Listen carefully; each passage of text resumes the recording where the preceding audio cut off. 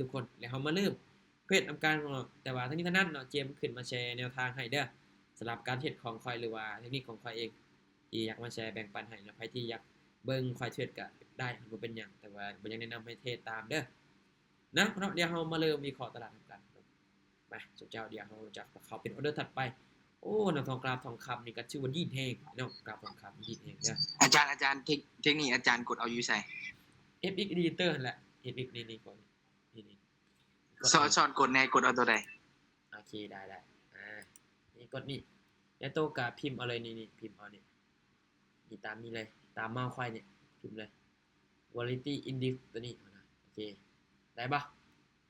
พิมพ์ตามนี้เลยโอเคอาจารย์โอเคโอเคนะ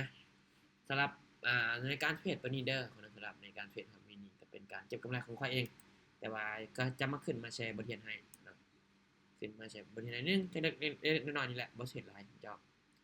ตอนนี้ความกับเซ็นได้เทรดนำเราจะบ่ได้ก็เบิ่งเอามาแป๊บนึงเดี๋ยวเฮามาสังเกตเบิ่งพฤติกรรมของตลาดหรือว่ามาเบิ่งรูปแบบของแทงเทียนหรือว่าแพทเทิร์นมันเนาะแพทเทิร์นของแทงเทียนนี่คันเฮาว่าเรื่องแพทเทิร์นนี่เทียนเจ้าเลือกแท้ๆเด้เฮาจึงจะเข้าใจสมใจเนาะเพราะว่ามันมีหลายสมเจ้าบ่เทียนเกี่ยวกับแทงเทียนเทียนมันนี่ก็บ่หมดไอ้เนาะเพราะมันหลายสมเจ้าเนาะถ้าว่าเฮาได้ติดตามช่องที่เขาเจ้ามักสอนเกี่ยวกับแทงเทียนนี่เฮาก็อาจจะฮู้เนาะเขาเจ้าสอนเกี่ยวกับจุดนี้เป็นบอกพร้อมสาเหตุนำเนาะจุดนี้เป็นจังซี่เนาะนะอันนี้นี่อยากให้น้องเข้ามาศึกษานำเนาะบ่แม่นว่าเพียงแต่จะเข้ามาเทรดและได้เงินแล้วก็จะออกไปนี่ก็คนบ่ได้แล้วโทษนี่ก็โอ้เจ้าข่อยก็บ่ฮู้เช่นกันให้จังซั่นแล้วเนาะนะเดี๋ยวค่อยเบิ่งก่อนนะคือในตอนนี้นี่ตามที่เบิ่งนี่แฮงซื้อนี่ยังเข้ามาหลายอยู่เดี๋ยวค่อยเบิ่งเด้อค่อยเบิ่งก่อนในจุดนี้นี่เดี๋ยวค่อยจะไปจัก10เหรียญเบิ่งเด้อค่อยจะทดสอบตลาดอันนี้ค่อยจะตามซื้อขึ้นไปเด้อค่อยจะตามซื้อขึ้นไปเด้อในส่วนนี้จะตามซื้อขึ้นไปเด้อในกราฟของทองคำเนาะกราฟของทองคำเด้อกราฟของทองคำในจุดนี้ตามซื้อขึ้นไปเนาะเพราะว่าตามที่เบิ่งจากแท่งเทียนตัวนี้เนาะแท่งเทียนตัวนี้นี่บริเวณนี้ถือว่ามีแฮงซื้อเข้ามาค่อนข้างหลายแฮงจนสำหรับเป็ดเขียวในช่วงท้าย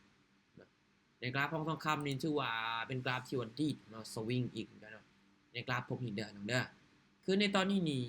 แฮงซื้อน่าจะเข้ามาช่วงท้ายๆเนาะแฮงซื้อน่าจะเข้ามาช่วงท้ายๆอยู่ตามที่เบิ่งนะมันจะเป็นได้บ่ไหมนี่ถือว่าลงมาแล้วก็ยิ่งเลยเนาะแต่ว่าค่าเทรด3ไม้ปึ๊บเนาะถ้าว่าพลาดเนาะค่อยจะบ่เทรดเนาะถ้าพลาด3ไม้ได้10เหรียญนี่ค่อยออกเบิ่งได้เนาะได้เบิ่งเทรดแต่ว่ากราฟในตอนนี้โอ้เนาะกราฟในโมงนี้สุดยอดเนาะกราฟโมงนี้นี่มาเดี๋ยวค่อยโอ้เนาะบ่ต้องเทรดเด้อทองคำเด้อบ่ต้องเทรดเจ้าบ่ต้องเทรดเด้อทองคำบ่ต้องเทรดเด้อไอ้น้องเด้อเปลี่ยนกราฟบ่ต้องเทรดทองคำเด้อถือว่าสวิงแฮงบ่ต้องเทรดสมเจ้าเนาะเดี๋ยวค่อยเบิ่งพวก BNB ก่อนเด้อพวกเรียนน้อยๆเบิ่ง BNB Solana เนาะโอ้ BNB ก็บ่ได้เนาะในตอนนี้นี่ตามที่เบิ่งก็เนาะในกราฟแต่ละกราฟนี่ดอทคอย TI กับอาจารย์อย่าเอกมืออื่นมืออื่นอย่าเอกโอเคเนาะเดี๋ยวค่อยเบิ่งซุยก็ได้ค่อยเบิ่งซุยกับ Solana เบิ่งกับ XRP 3กราฟนี่เบิ่งค่อยเบิ่งก่อนตามที่ค่อยเบิ่งกราฟพวกนี้น่าจะเป็นตาเทรดสุดนะอันนี้เพราะอันนี้เบิ่งตัวอีทองกราฟทองคำก็งามอยู่ได้พวกอันนี้ก็งามอยู่แต่ว่าเนาะในช่วงเฮาออกเฮาเข้านะมันบ่เป็นไปตามที่เฮาเบิ่งไปแล้วมันอาจจะเปลี่ยนแปลงแล้วในตอนนั้นเด้เนาะซุยก็ได้อยู่เนาะคนซุยก็ได้อยู่ได้ซุยกับเดี๋ยวค่อยเบิ่ง XRP เด้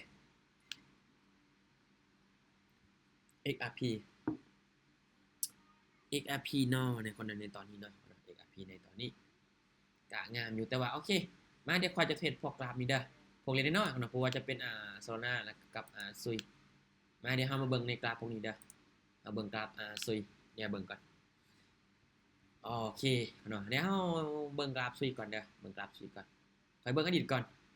ตามอดีตในปัจจุบันนี้โอเคเบิ่งก่อนเด้อเบิ่งก่อนเวลาเราจะเข้าเทรดเบิ่งตลาดก่อนเวลาจะเข้าจอโอเคมาเฮามาเข้าSolanaได้เนาะเด้อเห็นSolanaเอาSolanaนี่จะงามกว่าหมู่ละในโมงนี้เนาะในโมงน่าจะงามกว่าหมู่ละสำหรับในกราฟของ Solana มาเดี๋ยวเฮาเข้าเป็นออเดอร์ถัดไปเด้ออันนี้จะไป10เหรียญคือเก่าเนาะคือสำหรับอินดิเคเตอร์ตัวนี้เด้อไอ้น้องเราสังเกตเบิ่งว่าถ้าว่าในจุดที่นี่มันเริ่มเข้ามาแล้วมันเริ่มใกล้เข้ามานี่คนจะเริ่มเข้าซื้อนี่ก็เริ่มเข้ามาแล้วเนาะเข้ามาแทรกแซงถ้ามันใกล้จังซี่ ถ้ามันตัดลงมานี่ก็เริ่มว่าคนที่จะสาซื้อนี่ยังมีอยู่เนาะแต่ว่านี่ลักษณะจังซี่นี่ถ้าว่าเส้นสีแดงตัวนี้ยังอยู่เทิงเทียนอยู่ก็คือมันยังอยู่เนื้ออยู่เทิงเทียนน่ะนะเรายังมันยังบ่บอกว่าจุดนั้นยังคนจะถาขายยังมีอยู่ แต่ถ้ามันอยู่ในกล้องจุดนั้นคนจะถาซื้อนี่ก็ยังมีอยู่ แต่ในบริเวณนี้ในบริเวณนี้ตามที่ค่อยได้เบิ่งเด้อตามที่ค่อยได้เบิ่งในกราฟของ Solana ใน Sony เนาะใน Sony ใน Sony นี่ใน Sony ยังมีฐานหับดันลุ่มอยู่เด้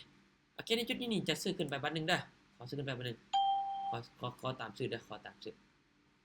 เพราะว่ามันตามฐานเนี่ยหับดันลุ่มเนาะฐานหับดันลุ่มเจ้าเนาะอันนี้ขอตามซื้อเบิ่งเนาะแต่ว่าด้านลุ่มนี่ก็จงไส้คือกันจงไส้คือกันเด้ด้านลุ่มนี่เพราะมันจงไส้บริเวณนี้เนาะ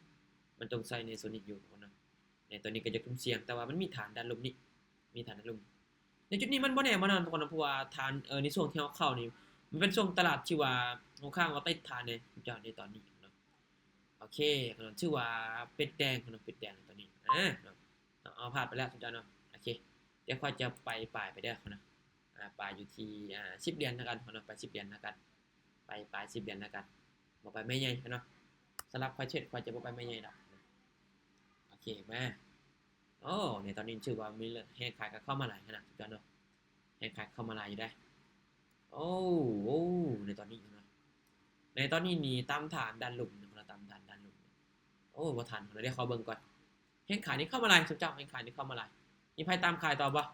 มีไผตามขายต่อบ่ไอ้น้องมีไผตามขายบ่เรามีคน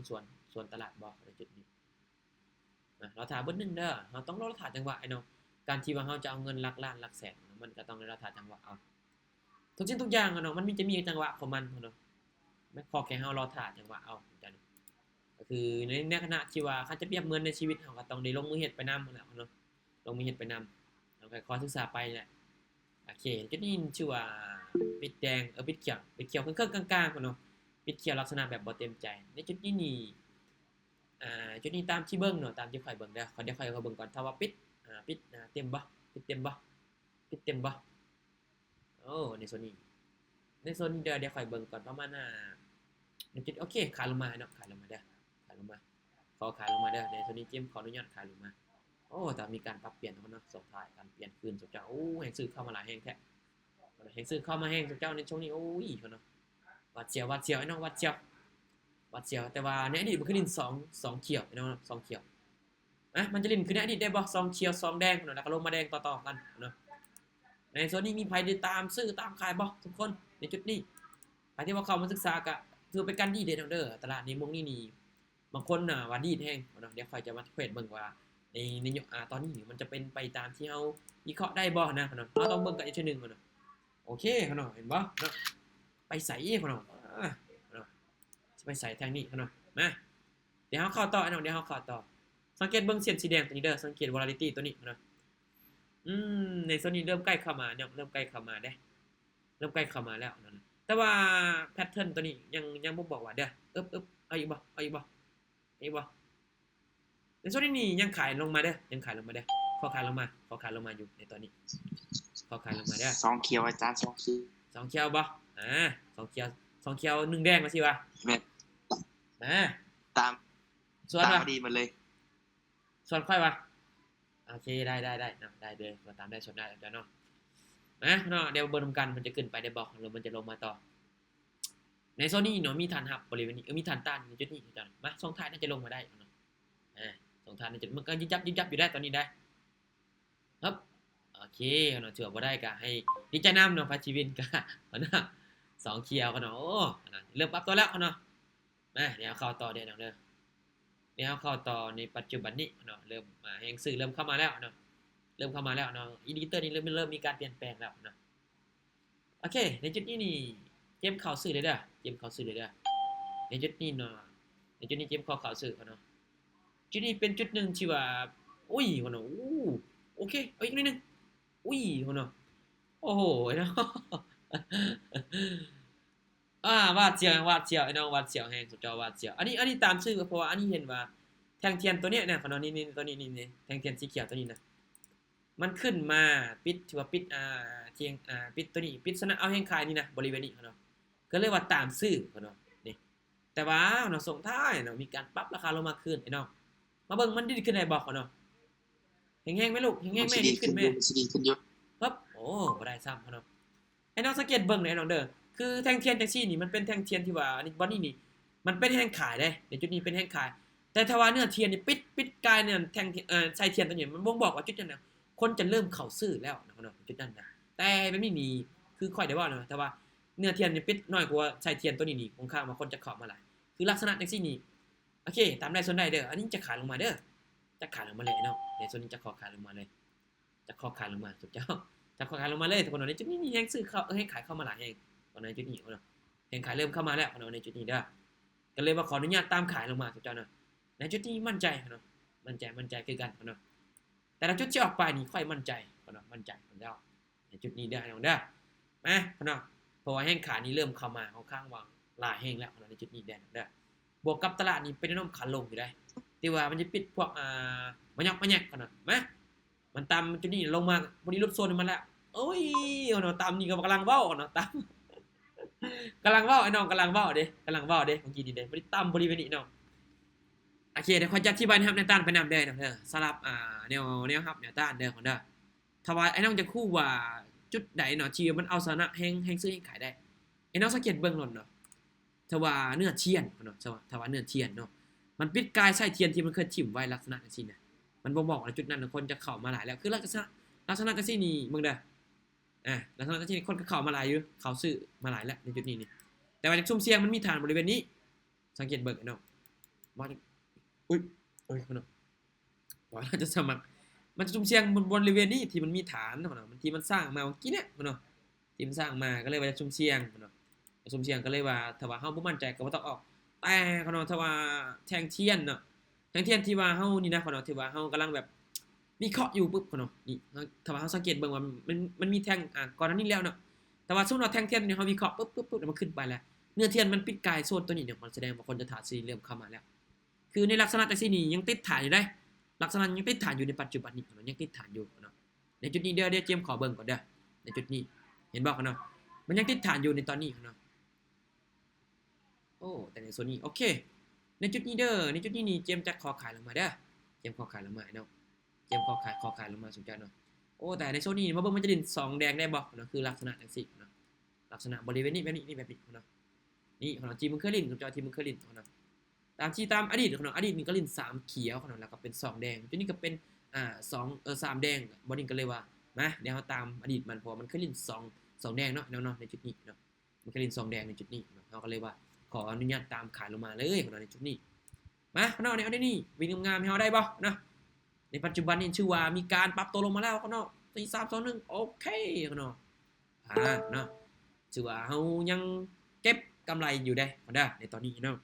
เจมนี่บ่ซีเรียสเรื่องกำไรเนาะเจมบ่เอาหลายฮะสบายดีเด้อห้าวหาก็เข้ามาโอเคสบายดีเข้ามาบ่สังเกตเบิ่งดีๆน้องเด้อโอ้ไอ้น้องสงครามมันมีโซนฐานนะครับหน้าต้านหลายเว้นจุดนี้แต่ในจุดนี้นี่ตามที่ข่อยประมวลเด้อข่อยจะซื้อขึ้นไปเด้ออย่าฟ้าวแม่ขึ้นอีกนิดนึงแม่นิดนึงในโซนนี้นี่หวาดเสียวแฮงเนาะหวาดเสียวในโซนนี้ไอ้น้องเนาะหวาดเสียวเป็นยังเจ็บจังฮู้ว่าเป็นยังจึงหวาดเสียวสุดเจ้าเนื้อเทียนตัวนี้เนาะมันปิดต่ำมันปิดก็คือบ่ได้ปิดเต็มตัวนี้บ่ได้ปิดบ่ได้ปิดไกลบ่ได้ปิดไกลแห้งขายตัวนี้เนาะแต่ถ้าว่าตัวนี้นี่ปิดไกลแห้งขายตัวนี้นี่ผมบอกเลยเนาะคนจะถาซื้อนี้เข้ามาหลายแต่ในโซนนี้เนาะค่อยกดออกเอาเด้อแล้วมันจะเปลี่ยนนะไอ้เนาะมันเปลี่ยนแล้วในจุดนี้มาเบิ่งทรงท้ายมันจะดีขึ้นไปได้บ่ขึ้นไปเก็บใช้ก็ได้มั้ยพวดมาดึงบ่ได้เนาะโอเคสวัสดีเด้อน้องเด้อคนที่เข้ามาใหม่เด้อเนาะสวัสดีทุกคนเด้ออันนี้เทรดนี่คือเงินของโซลาร่าเด้อ SOL เนาะ SOL เด้อกราฟอื่นนี่ค่อนข้างว่าดีแฮงคุณเจ้าเนาะโอ้ด้านลบนี้มีฐานนะครับไอ้น้องมีฐานนะครับด้านลบนี่ไอ้น้องมีฐานนะครับอยู่ไอ้จุดนี้ยังมีฐานนะครับในโซนนี้เด้อตามที่ข่อยเบิ่งเด้อในโซนนี้เด้อเริ่มลงมาแล้วโอเคในโซนนี้นี่ยังขายเด้ออันนี้ขอขายลงมาเลยเนาะขอขายลงมาเด้อในโซนนี้เนาะขอขายลงมาเด้ออันที่1เนี่ยเจมเลือกขายอันนี้เห็นอินดิเคเตอร์volatility ตัวนี้เนาะยังอยู่ในระบบนี้อยู่เนาะก็เลยว่าตามขายอย่าฟ้าวแม่ลูกอย่าฟ้าวคือเข้าไปหากันมั้ยใกล้ๆกันมั้ยอินเลยเนาะพญาเองเขาเนาะมาตลาดตอนนี้นี่มันยังเป็นข่อยยังคิดว่าตามที่ข่อยวิเคราะห์นี่ยังจุดนี้น่าจะลงเป็นแดงนะเนาะมันน่าจะปิดแดงหน่อยเนาะตามที่เบิ่งเนาะ ราะว่ามันยังบ่ทันจำในตัวนี้เถื่อแดงน้อยก็แดงลูกอึ๊บโอเคเห็นบ่เนาะเนาะยังเป็นเด็กน้อยเนาะยังเป็นเด็กน้อยอยู่สุดเจ้าเนาะเนาะสุดเจ้ามีคนเข้ามาสวนเฮาสุดเจ้าเนาะ โอเคค่ะเนาะนี่เฮาไปกันต่อได้น้องเนาะสำหรับเทคนิคที่ตัวนี้นี่ก็อยากให้น้องเบิ่งเป็นในกรณีศึกษาเบิ่งเนาะคือในตอนนี้เด้อตามที่เบิ่งเด้อถ้าว่ามันปิดลงมาประมาณนี้ได้บ่ประมาณนี้ได้บ่โอ้ในจุดที่นี่โอ้ค่ะเนาะบ่ทันจะเอิ้นอยู่บ่ทันไอ้น้องบ่ทันจะเอิ้นอยู่ได้บ่ทันเจ้าในส่วนนี้ค่อนข้างลิ้นบัดเสียวไอ้น้องค่อยเริ่มเบิ่งว่ามันลิ้นบัดเสียวเพราะมันจะใกล้ฐานที่เป็นเนาะครับด้านลุ่มเนี่ยเฮาขอผ่านก่อนขอผ่านเลยเจ้าตอนนั้นเฮาขอผ่านเลยเดี๋ยวได้เฮาขอตัวออเดอร์ใดเฮาบ่มั่นใจเฮาจะผ่านเจ้าเนาะแต่เนาะทั้งนี้ทั้งนั้นเนี่ยค่อยจะอธิบายสุดที่ว่าจะค่อยจะวิเคราะห์สุดความสามารถแล้วเนาะค่อยก็จะวิเคราะห์ให้แล้วก็จะอธิบายไปนำทุยเนาะโอ้ยขนาดลิ้นพันกันทุกคนมื้อนี้ว่าเบิดมื้อเจ้า ขออภัยเด้อคนนั้นขออภัยเด้อเนาะมาทุกคนนะที่ค่อยจะพายออกอีกจาก2-3ออเดอร์เนาะมาเนาะเดี๋ยวเขาเข้าไปต่อเด้อคนเนาะชื่อว่าในตอนนี้คนเนาะเริ่มจุดนี้เว้ยโอเคจุดนี้ซื้อจุดนี้เด้อซื้อคนเนาะจุดนี้เด้อเดี๋ยวจุดนี้ขอซื้อเด้อจุดนี้ขอซื้อเด้อดูเนาะชื่อว่าปรับตัวลงมาได้1สุดเจ้าเนาะเมื่อกี้นี่เห็นว่าจะขึ้นไปแล้วเนาะจะขึ้นไปแล้วแต่ว่ายังขึ้นไปบ่ได้เชื่อไอ้น้องคนในโซนี่น้องจังหวัดเสียอยู่ได้แต่ว่ายังมีฐานนะครับดันลุมอยู่เนาะมาเสื้อมันเนาะเนาะเสื้อมันในเทคนิคของเฮาเจ้าเนาะเสื้อมันเริ่มปรับแล้วนะขึ้นไปก่อนลูกตามที่เบิ่งน่าจะปิดเขียวจังได๋ก็ปิดเขียวในจุดนี้มาใครมั่นใจอยู่เนาะมั่นใจมันจะปิดเขียวแบบเฮ็ดให้เฮาหวาดเสียวแต่ว่าวินอยู่เอาเดี๋ยวนี้เห็นบ่เนาะเห็นบ่สุดเจ้ามันปิดเขียวจนแต่มันเฮ็ดให้เฮาหวาดเสียวสุดเจ้าเนาะแม่เดี๋ยวค่อยจะอธิบายอีกจุดนึงเด้อเวลาจะเข้าออกเด้อเนี่ยเด้อสำหรับเนาะแต่ละคนเนาะเจอแทงเชียร์ได้มีคนน่ะก่อนอื่นหมดเนาะเฮาต้องเข้าใจแพทเทิร์นของมันก่อนได้สำหรับเฮาจะเบิ่งแทงเชียร์แล้วก็ปรับใส่กับอินดิเคเตอร์นำคือในโซนนี้เนาะตามที่เบิ่งเด้อในโซนนี้เด้อแฮงซื่อนี่เริ่มเข้ามาค่อนข้างว่าแฮงไอ้น้องเด้อตามที่เบิ่งในจุดนี้นี่ไอ้น้องโอ้บ่ทันแล้วคนน้องบ่ทันนะสัญญาณค่อยซ่าเว้ยจักเอิ้นอยู่แต่ว่าสัญญาณซ่าไอ้น้องขออภัยเด้อกับสัญญาณไอ้น้องพอดีตัวนี้นี่พอดีลงมาปิดเป๊ะอันนี้ปิดปลายไส้อีน้องปิดปลายไส้ตัวนี้จอเนาะนี่ปิดปลายไส้ตัวนี้แม่นบ่เนาะอันนี้ปิดปลายไส้ตัวนี้บริเวณนี้เนาะพอดีลงมาปิดพอดีเป๊ะบริเวณนี้เนาะในโซนนี้เนาะโอกาสที่จะขึ้นนี่ก็ยังมีเนาะแต่โอกาสที่จะลงก็ยังมีอยู่เนาะเนาะแต่มันจะมีฐานด้านนี้เนาะคือค่อยได้เว้าเนี่ยไผซื้อบอกเนาะเนาะอึ๊บแห่งซื้อเข้ามาหลายแห่งขายเขาทุบลงมาคืนอีกสุดจังเนาะแสดงว่าตลาดในตอนนี้เด้อน้องเด้อตลาดในตอนนี้นี่ตามที่เบิ่งคนเนาะตามที่ค่อยได้เบิ่งในจุดนี้เด้อในจุดนี้นี่ตามที่เบิ่งเด้อเดี๋ยวค่อยเบิ่งก่อนแป๊บนึงเนาะเดี๋ยวค่อยจะเอิ้นออกเด้อประมาณ5วิในจุดนี้เนาะในจุดนี้เด้อในจุดที่นี่เจ็บจะขายลงมาเลยเด้อเจ็บคอขายลงมาได้เนาะเด้อเจ็บคอขายลงมาคนเนาะคอขายลงมาเด้อในโซนนี้คอขายลงมาเด้อในโซนนี้เด้อคนเด้อแห้งขานี่ยังชนะแห้งซื้ออยู่ได้เนาะในจุดนี้เนาะแต่ว่ามันในจุดนี้นี่มันก็บ่ 100% เนาะในจุดนี้เพราะว่าตามที่เบิ่งเนาะนี่ปลายไส้เทียนตัวนี้ค่อนข้างว่ายาวแฮงเนาะยาวแล้วยาวปึ๊บเนาะและเนาะตามที่เบิ่งเนาะเจียมที่เบิ่งเลยจะเบิ่งจากเนื้อเทียนนี่เนาะทั้งสองฝั่งนี่เนาะเนื้อเทียนในจุดนี้นี่ฝั่งขายจะหลายกว่าเนาะฝั่งขายจะหลายกว่าเจมก็เลยว่าขอตามขายลงมาเจ้าเนาะโอ้ถือว่าตามฐานจุดนี้ก็ยังขึ้นไปต่อเจ้าเนาะขึ้นไปต่อเลยในโซนนี้เนาะถือว่าฐานน่าจะเป็นฐานบ่นี่เนาะเป็นฐานของมันดันลุกนี่เนาะกับบริเวณนี้เนาะในราคา134จำ14นี่เนาะ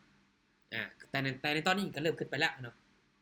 ในตอนนี้เด้ออันนี้ขอเบิ่งก่อนเด้อในตอนนี้อันนี้ถ้าว่ามันปิดกายโซนนี้อันนี้จะซื้อขึ้นมาเลย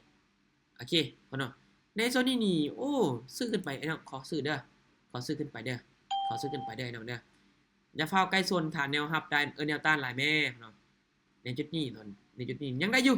น่าจะปิดเขียวนิดหน่อยเนาะแต่ว่าวินให้ได้อยู่ตามที่เบิ่งเนาะเด้อน่าจะปิดเขียวนิดหน่อยแต่วินให้เฮาได้อยู่สุดเจ้าในจุดนี้เด้อทุกคนเด้อมีไผได้เข้ามาเทรดบ่หรือเข้ามาศึกษาของเจ้าเนาะสามารถบอกจุดเข้าจุดออกของแต่ละคนได้เด้อคนเด้อเพราะอันนี้ก็วิเคราะห์สุดความสามารถแล้วเนาะเพราะตลาดนี่แน่นอนเนาะค่อย ค่อยก็เบิ่งคือกันแหละก็เบิ่งก็วิเคราะห์สดๆไปนำกันสุดยอดนะเห็นบ่เขาเนาะในตอนนี้โอเคเขาเนาะเห็นบ่เนาะนี่เขาเนาะกำไรบ่หลายเขานะเขาเนาะเอากำไรบ่หลายแต่ว่ากำไรทุกๆมื้อเขาเนาะไอ้น้องจะเอาบ่ถ้าไม่มีไอ้น้องสำหรับเทคนิคนี้นะถ้าว่ากำไรมันสั่งกำไรบ่หลายแต่ว่ามื้อละ60มื้อละ10 20เหรียญก็เอาบ่เขาเนาะแต่ว่าแต่ละมื้อต้องได้เห็นบ่เขาเนาะไอ้น้องจะเอาบ่สำหรับเทคนิคจังซี่นะเดี๋ยวค่อยอธิบายไปอีกเด้อคือในจุดนี้นี่ในจุดนี้นี่คันสิว่าเนาะคันสิว่าโอเคในจุดนี้นี่ตามที่ค่อยเบิ่งแฮงขายเข้ามาขายลงมาเด้อขายทันบ่เนาะนี่มันเอิ้นซ่าเนี่ยสุดเจ้าโอ้ยอันนี้ลืมเบิ่งเวลาเขาเนาะลืมเบิ่งเวลาเนี่ยขออภัยเด้อเขาเนาะกับค่อยที่ว่าเอิ้นซ่าขออภัยเนาะเดี๋ยวรอบหน้าเขาจะเอิ้นไวกว่านี้เนาะเพราะว่าอันนี้สังเกตเบิ่งแทงเทียนนี่อันนี้เบิ่งโพดเนาะก็เลยแบบลืมเบิ่งเวลาเนาะลืมเบิ่งเวลาเนาะแต่ถ้าว่าในจุดนี้น้องเด้อถ้าว่าอยากให้มันทะลุแท้ๆเนาะทะลุขึ้นไปนี่ให้มันทะลุขึ้นกายไส้เทียนพวกนี้เนาะกายไส้เทียนพวกนี้มันทะลุขึ้นไปแน่นอนเนาะแต่ว่าแฮงซื้อเข้ามาคันจะบ่งบอกว่าจุดนั้นน่ะคนจะถ่าซื้อนี่มีหลายเนาะแต่ในส่วนนี้ยังทะลุขึ้นไปบ่ได้เชื่อข้อยก็เลยเลือกที่จะตามขายเนาะแต่ว่านี่โอ้แฮงซื้อเข้ามาในช่วงท้ายคือกันเนาะถือว่าในตอนนี้เด้อตามที่เบิ่งเด้อ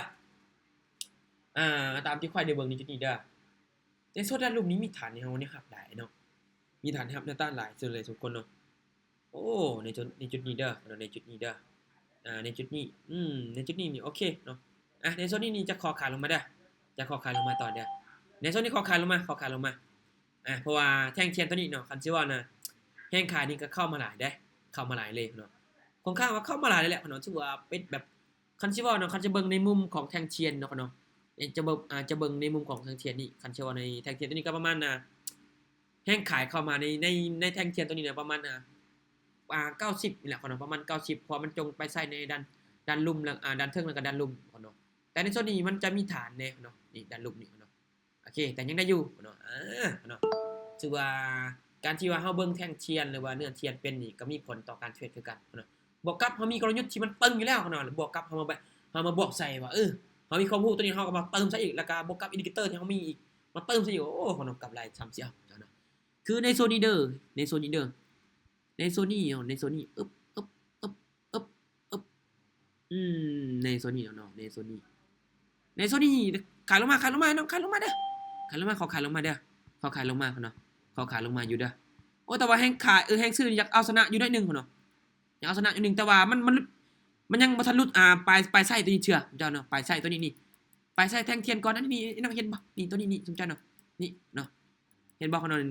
เนื้อเทียนนี่เห็นบ่มันปิดต่ำกว่าปลายไส้แท่งเทียนตัวนี้เนาะมันปิดต่ำกว่าถ้าปิดเกินประมาณนี้เนาะค่อยจะถือว่าแฮงซื้อนี่เข้ามาหลายอยู่เนาะถ้าปิดเกินได้ในจุดนี้น่าจะปิดแดงให้เฮางามๆอยู่เห็นบ่เนาะเนาะอันนี้จะเป็นการสังเกตเบิ่งจากแท่งเทียนในนึงบวกกับอินดิเคเตอร์ของเฮาเป็นสมมุติเด้อกำไรบ่หลายแต่ว่ากำไรทุกมื้อเลยสมมุติเนาะแม่เดี๋ยวเฮาเข้าต่ออีกสมมุติเด้อสำหรับในการเทรดของเฮานี่เฮามีเดี๋ยวเดี๋ยวเบิ่งอีกเทื่อนึงตามที่เบิ่งเด้อในจุดนี้นี่คันเชื่อว่านี่เด้อคนเนาะเนื้อเทียนนี่จะต่ำกว่าโอเคในจุดนี้ขายลงมาเด้อขายลงมาขอขายลงมาเด้อขอขายลงเพราะว่าแฮงซื้อนี่ในแท่งเทียนตัวนี้มันยังเอาชนะแฮงขายตัวนี้เอาบ่ได้เชื่อเนาะก็เลยว่าตามขายลงมาเนาะบวกกับอินดิเคเตอร์นี่ยังอยู่เหนือแท่งเทียนเนาะคันสิว่ากันนี่เป็นในโซนสลับก็ว่าได้เนาะแม่นบ่เนาะแต่ละคนเบิ่งในจุดนี้มีไผวิเคราะห์คือกันบ่เนาะถึงตลาดมันจะเข้ายากก็อย่ามันเนาะแต่ว่าเฮาต้องถ้าว่าเฮามีเทคนิคที่มันตึงแล้วเนาะบ่ย่านเนาะถึงวินโบเป็นหยังเนาะเฮาก็วิเคราะห์สุดความสามารถของเฮาเลยในจุดนี้น่าจะปิดแดงนะประมาณนี้นะครับโอ้ยเนาะปิดเขียวน้อยครับสุดเจ้าในโซนนี้เนาะโอ้ขึ้นไปเต็มไส้ด้านถึงเนาะโอ้จงไส้ทั้ง2ฝั่งเลยไอ้น้องในโซนนี้เดี๋ยวเด้อมาเดี๋ยวเฮาเข้าต่อไอ้น้องเดี๋ยวเฮาเข้าต่อเด้อในจุดนี้เนาะในจุดนี้เด้อตามที่เบิ่งเนาะโอเคเนาะแห่งซื้อก็เข้ามาแห่งขายก็เข้ามาแห่งขายนี่เข้ามาแต่ว่ายังบ่สามารถที่จะเอาชนะเดี๋ยวเบิ่งก่อนได้ส่งท้ายโอ้นิ่งเลยน้องเด้อนิ่งเลยในจุดนี้เดี๋ยวขอผ่านก่อนในจุดนี้อันนี้ขอผ่านก่อนพอมันนิ่งก่อนนิ่งอยู่เลยก่อนเนาะมันบ่นิ่งบ่จริงเลยอันนี้ขอผ่านก่อนตามที่เบิ่งก็น่าจะมีฐานแหละมันน่าจะมีฐานอยู่บริเวณนั้นเนาะก็เลยว่ามันเฮ็ดให้ตลาดมันนิ่งจุดนั้นมันดิดได้เด้ของตลาดนี่เจ้ามันลงมาจากทางใดก็ตามนะคนทว่าเจอทานที่มันแข็งแห้งนี่ดิดแห้งไอ้น้องถ้าบอกเลยดิดแห้งของเจ้านะ โอเคขนาดชื่อว่าปิดแดงในตอนนี้ขนาดว่าบ่ได้น้องขนาด1วิดีปั๊บขนาดโอ้โหว่าข้างหลังเว้าขนาดกำลังเว้านี่โอเคมาอินดิเคเตอร์ว่าเฮายังบ่งบอกว่าขายลงมาอยู่ได้ในจุดนี้น้องเด้ยังบ่บอกว่าขายลงมาอยู่ขนาดในจุดนี้เด้อในจุดนี้เด้อขนาดในจุดนี้บริเวณนี้นี่คันสิเว้ากับแท่งเทียนนี่ก็เริ่มใกล้เข้ามาแล้วเริ่มก้าวเข้ามาหากันแล้วเริ่มใกล้เข้าหากันแล้วแต่ในโซนนี้นี่ขนาดขนาดเซลลลงมาเด้อขอขายลงมาเด้อขอขายลงมาเพราะว่าอินดิเคเตอร์ยังบ่งบอกอยู่ขนาดถือว่าในแท่งพวกนี้ขนาดถือว่ามีแห่งขายค่อนข้างมาเข้ามาหลายเลยจากในจุดนี้บวกกับอินดิเคเตอร์เฮายังบ่งบอกว่าจุดนี้นี่ยังเป็นคนที่จะถากขายนี่ยังมีอยู่เนาะในจุดนี้เจ๊งบ่เลยเลือกที่จะตามขายลงมาสุดยอดในโซนนี้แล้วเด้อมาเนาะเดี๋ยวเฮามาเบิ่งนำกันในตอนนี้มันจะลงมาเป็ดแดงให้เฮางามๆได้บ่เนาะในจุดนี้นี่ชื่อว่าตอนนี้ลงมาแล้วเนาะตลาดในตอนนี้นี่ไอ้น้องแต่ละคนก็เบิ่งไว้แล้วเนาะในตอนนี้นี่ไอ้น้องก็สังเกตเบิ่งแล้วก็วิเคราะห์ไปนำเนาะออเดอร์ใดเนี่ยควรเข้าออเดอร์ใดบ่ควรเข้าเนาะเราต้องเบิ่งอีกทีนึงทุกคนเนาะในตอนนี้นี่ก็ชื่อว่าน้องก็เก็บกำไรมาได้แล้วเนาะในตอนนี้เด้อเนาะโอเคเนาะมาเดี๋ยวเฮาจะไปจากอีกออเดอร์นึงเนาะออเดอร์นึงเด้อโอ้แต่ในส่วนนี้มีฐานด้านเทิงไอ้น้องมีฐานด้านเทิงมีฐานด้านเทิงโอเคเอาอีบ่แท่งเทียนเอาอีบ่ฮึบโอเคในจุดนี้นี่ข้าพเจ้าเข้าซื้อเด้อข้าพเจ้าเข้าซื้อเด้อในจุดนี้ขอเข้าซื้อได้เด้อขออนุญาตตามซื้อขึ้นไปต่อเด้อในโซนนี้คุณจ้าเนาะตามที่เบิ่งเนาะตามที่เบิ่งนี่เนาะอันนี้นี่เชื่อมันน่าจะปิดเขียวนิดหน่อยเนาะน่าจะวินให้ดูแต่ว่าปิดเขียวน้อยเนาะแต่วินแน่นอนในจุดนี้เด้อเนาะบ่ด้วยความหนักแน่นนะเนาะออกเด้อเนาะเนาะในโซนนี้เฮาต้องเชื่อมั่นในกลยุทธ์ของเฮาที่ว่าเฮาเข้ามาเทรดเนาะเฮาต้องมั่นใจกับมันเนาะถึงในตอนนี้นี่ชื่อว่าจึ้งเนาะเป็นเขียวอยู่เนาะในตอนนี้เนาะเนาะสบายทุกคนเด้อใครที่เข้ามาสบายทุกคนเลยบ่เนาะเนาะเนาะกำไรเอาค่อยเอาบ่หลายเนาะในแต่ละวันที่ค่อยเทรดค่อยเอาบ่หลายเจ้ากำไรเนาะเนาะมันเป็นไปได้ตามที่ว่าถ้าพวกเจ้าเข้าใจเนาะเนาะจริงๆที่ค่อยว่าไปนี่เนาะเวลาพวกเจ้าเข้าเทรดเนี่ยกำไรได้คือหลังจากนั้นที่นี่มันมีการเริ่มปรับตัวพันธุ์พลหรือว่าเข้ามาแฮงแล้วสมเจ้าในลักษณะตอนนี้เนาะในตอนนี้นี่แฮงซื้อเข้ามาหลายเนาะแฮงซื้อเข้ามาหลายเนาะแฮงซื้อเข้ามาหลายเลยตามที่เบิ่งนี่สังเกตเบิ่งเนาะแฮงซื้อจะเข้ามาหลายสมเจ้าแต่ว่านี่เนาะมันอยากห่างลงมาหายาวเกินเนาะลงมายาวเกินเริ่มถ้าว่าแท่งเทียนนี่มันลงมาใกล้ๆนี่ปุ๊บอินดิเคเตอร์นี่ก็จะยู่ขึ้นมันจะยู่ขึ้นมันเริ่มใกล้เข้ามาแต่ถ้ามันห่างไกลกันไปน้องก็ต้องเบิ่งอีกทีนึงเด้อต้องเบิ่งอีกทีนึงเนาะสำหรับเข้าอินดิเคเตอร์ volatility ตัวนี้เนาะโอ้คนถ้าว่าเฮาฮู้ว่ามันใช้แบบนี้กำไรนี่ก็บ่ยากที่จะเอาจากมันเนาะแต่ว่าเฮาต้องได้รอท่าจุดใดจุดนึงก่อนเนาะเพราะว่าจุดของมันมีบอกอยู่แล้วเนาะแต่ว่าค่าเฮานี่รอท่าได้บ่เนาะคือในตอนนี้เด้อในตอนนี้มาเดี๋ยวค่อยจะไป5เหรียญเบิ่งเด้อพอค่อยมีกำไรแล้วเนาะเพราะว่าเขามีกำไรแล้วไป5เหรียญเบิ่งเนาะไผสิว่าค่อยเดินไม่น้อยหรือไม่ใหญ่ก็แล้วแต่เนาะแต่ว่าอันนี้นี่อยากแนะนำให้กับแต่ละคนเลยเนาะเวลาเทรดเนาะบ่ต้องเก็บกำไรหลายเกินไปก็ได้สมจ้าเนาะในโซนนี้นี่เด้อตามที่เบิ่งโอเคในจุดนี้นี่นะในโซนนี้ซื้อขึ้นไปเด้อเนาะซื้อขึ้นไปซื้อเนาะซื้อเด้อเนาะเด้อซื้อขึ้นไปในโซนนี้น่าจะวินให้เฮาได้เนาะวินให้เฮาได้เพราะว่าตามที่เบิ่งเนาะแฮงซื้อเนาะแฮงซื้อธนะแจ้งเทียนตัวนี้ได้ท่านสิว่าเห็นบ่คนมันกายกันสมจ้าเนาะนี่สังเกตเบิ่งว่าแท่งเทียนที่ตัวเองนี่ได้วิเคราะห์ไปนี่เนาะเมื่อกี้นี่ค่อยลังเลอยู่ประมาณนี้แต่ว่าประมาณทรงที่ค่อยบอกซื้อแล้วมันขึ้นเนาะแล้วมันกลายเชิงว่าปลายไส้ตัวนี้เนาะกลายปลายไส้ตัวนี้กับเนื้อเทียนตัวนี้เนาะนี่เนื้อเทียนตัวนี้มันกลายปลายไส้พวกนี้แสดงว่าคนเข้าซื้อนี่มีหลายแฮงสมเจ้าเนาะเห็นบ่เนาะวินบ่สมเจ้าเนาะง่ายๆเนาะเวลาเทรดนะง่ายๆเนาะที่ว่าจะสั่งกำไรจากมันเอาบ่ยากเนาะมันเอาบ่ยากค่อยบอกเลยบ่ยากสมเจ้าอันนี้ค่อยเนาะถ้าค่อยการจะแนะนำให้กับพี่น้องเลยว่าเวลาเทรดเนาะนะสำหรับในการสร้างกำไรนี้มันเอาบ่ยากเนาะแต่เฮาต้องมีความรู้ที่มันตึงเทคนิคที่มันตึงเนาะแล้วก็บวกกับเวลาจะเทรดเนาะเนาะอันดับแรกนะเจมอยากให้ไอ้น้องนะอันดับแรกเนาะก่อนจะเทรดปึ๊บไอ้น้องเข้ามาบัญชีเราปึ๊บเนาะไอ้น้องล็อกอินเข้ามาแล้วเบิ่งตลาดเนาะตีรูปแบบตลาดก็คือวิเคราะห์แล้วเทรดดิโมเบิ่งก่อนเทรดดิโมเข้าเบิ่งก่อนเนาะ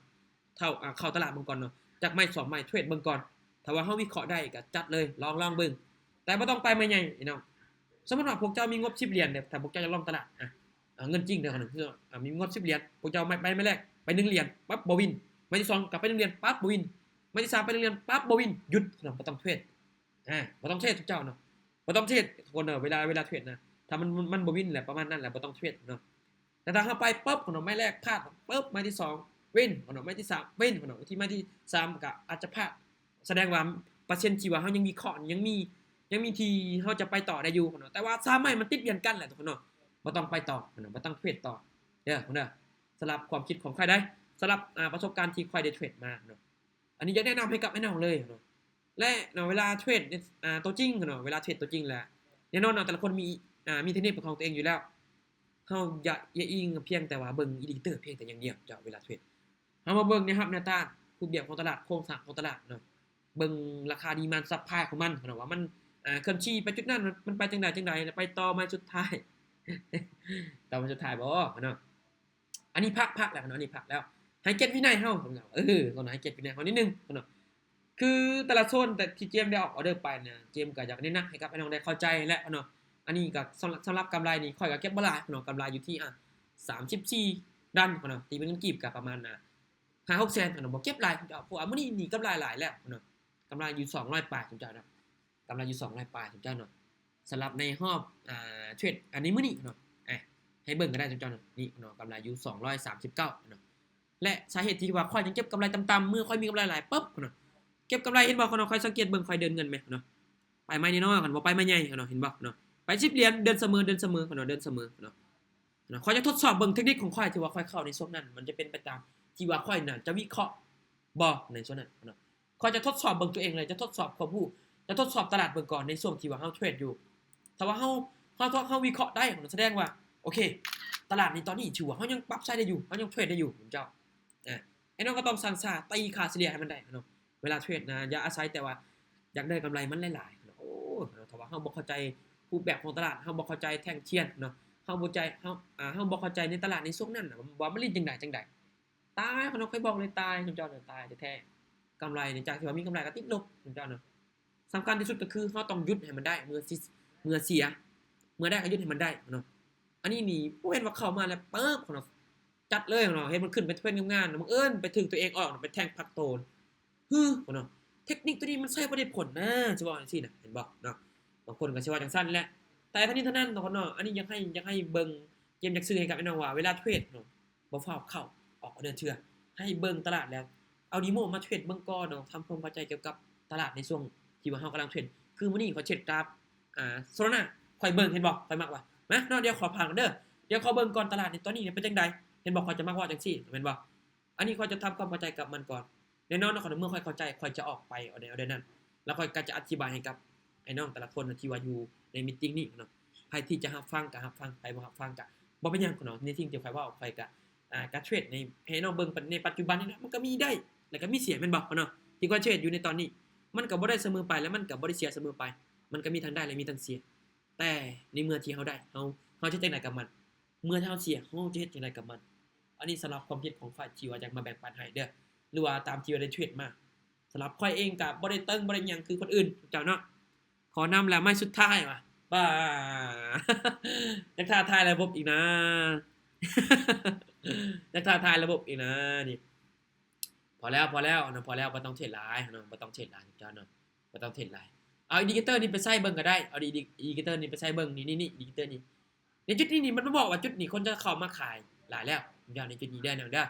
ในจุดนี้นี่มันบ่งบอกว่าคนจะเข้ามาเทขายนี่เริ่มเข้ามาแล้วเนาะได้เสียกาหยุดมาเนาะจะได้เนาะเจ้านี่ โอ้บ่อยากออกนะเขาได้กำไรแล้วเด้เขาได้กำไรแล้วเด้กำไรแล้ว นี่ซื้อรถมานี่ซื้อรถนี่ ซื้อว่ะ ใครอยากวินนะ ซื้อว่ะว่าซื้อเลยว่ะซื้อเลยบ่ดิ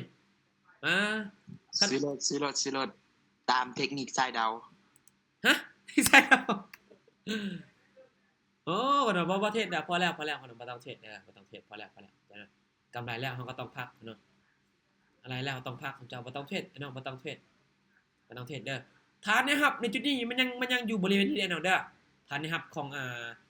ตลาดในปัจจุบันนี้เนาะที่มันลิ่นมันลงมาเนาะฐานนะครับมันอยู่บริเวณนี้เนาะมันต่ำปั๊บในจุดนี้เนาะมันต่ำในจุดนี้นี่โอกาสที่จะดีขึ้นก็ยังมีแต่ว่าคนที่จะขายนี่ก็ยังเข้ามาหลายอยู่ได้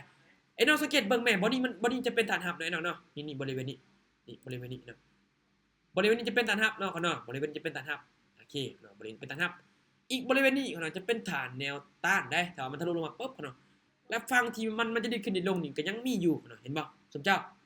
แล้วคนจะถากขันย่อมเจมว่ามีหลายกว่าในตอนนี้เนาะแต่ว่าเขาจะเข้าในแต่เอาเดินนี่ต้องให้เข้าใจกับมันก่อนเด้อคือในตอนนี้นี่ค่อยก็อาจจะหยุดแล้วเนาะเพราะว่าค่อยตามเป้าแล้วเนาะเดี๋ยวเฮามื้อหน้าเฮาเทรดนำกันใหม่เนาะเฮามีเทรดตลอดเลยเนาะสำหรับใครที่ว่าอยากศึกษากับค่อยก็ได้เนาะเฮามีเทรดตลอดคนเนาะโอ้เมื่อกี้ไผเอิ้นชื่อเนาะตึงขนาดเนาะแบ่งกันตัว เคียวหน่อยบ่จานเคียวหน่อยบ่ แม่นเขียวเป็นเขียวอยู่แล้วโอ้ตึงเนาะตึงสำหรับในรอบนี้นี่ค่อยก็จะพักเป็นทีมฮอดเนาะได้เชียร์ก็ตามนี้แหละเนาะค่อยก็กำไรตามเป้าแล้วเนาะแต่ละคนก็คือกันเนาะหวังว่าแต่ละคนก็น่าจะเข้าใจเทคนิคที่แชร์ไปบทเรียนที่แชร์ไปนี่มื้อนี้เนาะจุดเข้าจุดออกเนาะบางคนหวังว่าแต่ละคนน่าจะเข้าใจเด้อเนาะเนาะสำหรับในมื้อนี้เนาะค่อยก็จะขอ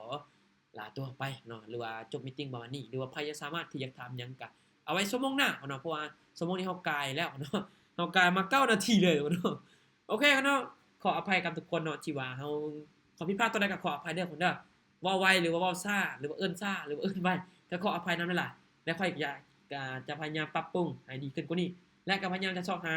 บทเรียนที่มันดีกว่านี้ให้มาแชร์ให้เนาะโอเคขอบใจทุกคนที่รับฟังส่งมาให้เราไว้ทุกคนนะครับเนาะบ๊ายบายคนนั้นเดียวเฮาพอกันเดี๋ยวมื้อหน้าเนาะโอเคเนาะ thank you ทุกคนเนาะ